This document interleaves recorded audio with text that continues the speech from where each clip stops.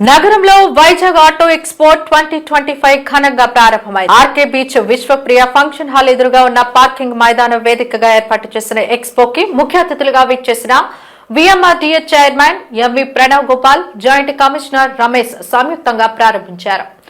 2 రోజుల పాటు జరిగే ఈ ఈవెంట్ లో సుమారు 20 బ్రాండ్ల కార్లు, బైకుల కంపెనీలు తమ ఉత్పత్తుల్లో వాహన కొనుగోలుదారులకు అందుబాటులో ఉంచారు. సంవత్సరాంతపు డిస్కౌంట్ సేల్స్ లో భాగంగా పలు మోడల్ కార్లు, బైకులు అమ్మకాలు జరిపేందుకు సిద్ధంగా ఉంచారు. ఇటీవల కేంద్ర ప్రభుత్వం ఆటోమొబైల్ రంగంపై జీఎస్టీ శాతాన్ని గణనీయంగా తగ్గించడంతో వాహన కొనుగోలుదారులకు ఊరట లభించింది. ప్రముఖ ఈవెంట్ మేనేజ్మెంట్ సంస్థ రేస్ ఎంటర్టైన్మెంట్స్ సారథ్యంలో గడిచిన 15 సంవత్సరాలుగా జరుగుతున్న ఈ ఆటో ఎక్స్పో ఈవెంట్ల మూలంగా ఒకే చోట కంపెనీల ఉత్పత్తుల్లో ఉంచడం వాహన కొనుగోలుదారులకు ఎంతో ప్రయోజనకరంగా ఉంటుందని అతిథులు పేర్కొన్నారు. కార్యక్రమంలో భాగంగా మారుతి కారు విక్టోరియాస్ ను, టీవీఎస్ కంపెనీకి చెందిన 2 మోడల్ మోటార్ బైక్లను ఆవిష్కరించారు. ఈ ఎక్స్పోను విశాఖ వాసులు సందర్శించి ఆఫర్లను సద్వినియోగం చేసుకోవాలని వారు కోరారు. కార్యక్రమంలో ఈస్ట్ ఏసీపీ కె లక్ష్మణమూర్తి, జర్నలిస్టుల సంఘం అధ్యక్షుడు Gantla Srinubabu, AP tours and travels association అధ్యక్షుడు కె విజయమోహన్, హాలిడే వరల్డ్ ప్రతినిధి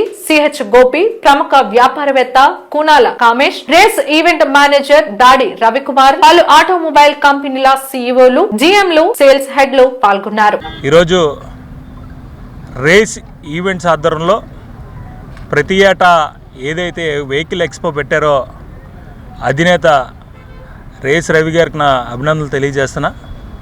ఒకే వేదిక మీద దాదాపు 25 సంస్థలు, ఏదైతే ఈ యొక్క వెహికల్ సంస్థలు ఉన్నాయో అనేక కంపెనీసు ఒకే వేదిక మీద రావడం కూడా అభినందనీయం. ఏదైతే